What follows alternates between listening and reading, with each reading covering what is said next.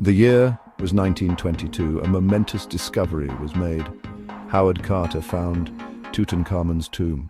Lord Carnarvon supported this great work. The world watched with great excitement. What treasures lay hidden for centuries? Egypt's golden past was about to be revealed. This was more than archaeology, it was magic. The door was opened. History held its breath. A magnificent find for all humanity. Truly a golden age of discovery. Ancient tombs are sacred places. They are homes for eternity. Pharaohs were powerful rulers, gods on earth. Their rest was meant to be eternal, undisturbed. Some believed curses protected these tombs. Warnings were sometimes written. These were to scare away robbers, to protect the pharaoh's journey in the afterlife. Did Carter and Carnarvon fear a curse? They were men of science, but mystery was in the air. The Valley of the Kings kept many secrets. Then tragedy struck. Lord Carnarvon died. It was just a few months after the tomb opened. He was in Cairo. A mosquito bite became infected. This small bite led to his death. Suddenly, whispers of a curse grew louder. Was this the pharaoh's revenge? Newspapers around the world seized the story. The public was fascinated and a little scared. The timing seemed too perfect for coincidence. A dark cloud appeared over the golden discovery. The curse of the pharaohs was born. It became a legend very quickly. Media loved this thrilling tale. It sold papers. Every unfortunate event was linked to the curse. Illness, accident, sudden death. All blamed on Tutankhamun. The imagination of people ran wild. The story of the curse spread far and wide. It added a layer of dark romance to the find. The treasures were beautiful, but were they deadly? This question captured the world's attention. The list of supposed victims grew longer. Many people connected to the tomb met untimely ends. Some deaths were indeed mysterious, or seemed so. Others happened years later from natural causes, but the curse theory was strong. It persisted. Each death fueled the growing legend. People looked for patterns, for proof. Was an ancient power truly at work? The world was captivated by this dark drama. The pharaoh's anger seemed relentless. Several notable names were added to the list. George J. Gould, an American financier, he visited the tomb. He died soon after from a fever. Prince Ali Kamel Fahmy Bey of Egypt. He was shot by his wife. This was also linked. Even Howard Carter's pet canary was mentioned. It was said a cobra ate it, a royal symbol. These stories, true or not, spread fast. They became part of the curse mythology. Each incident was a new chapter in the tale. What was this curse supposed to be? Was it a magical spell from ancient priests, or a divine punishment from the gods? Ancient Egyptians had strong beliefs about death. They wanted their tombs to be safe forever. Inscriptions sometimes spoke of protecting the deceased. Death will come on swift wings to him that toucheth the tomb of the pharaoh. Such phrases, real or imagined, were powerful. They sounded like clear warnings. The public believed them. The curse became a worldwide sensation.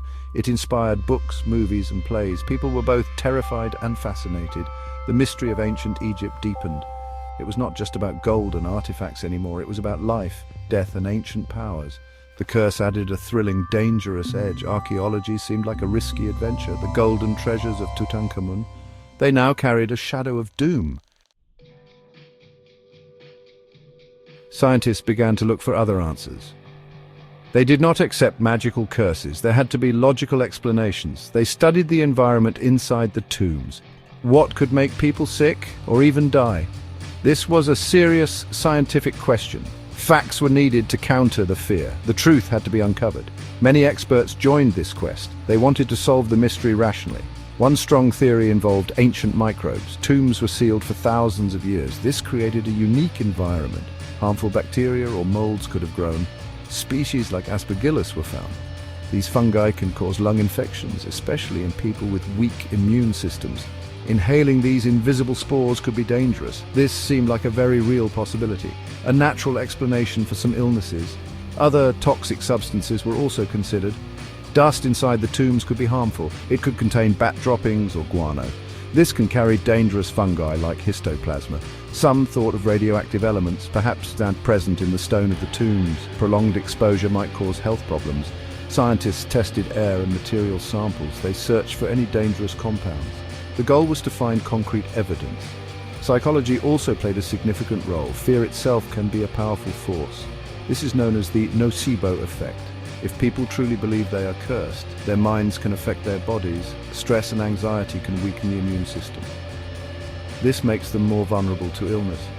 The power of suggestion is very strong indeed. It is important to remember many involved lived long lives. Howard Carter himself lived for 17 more years.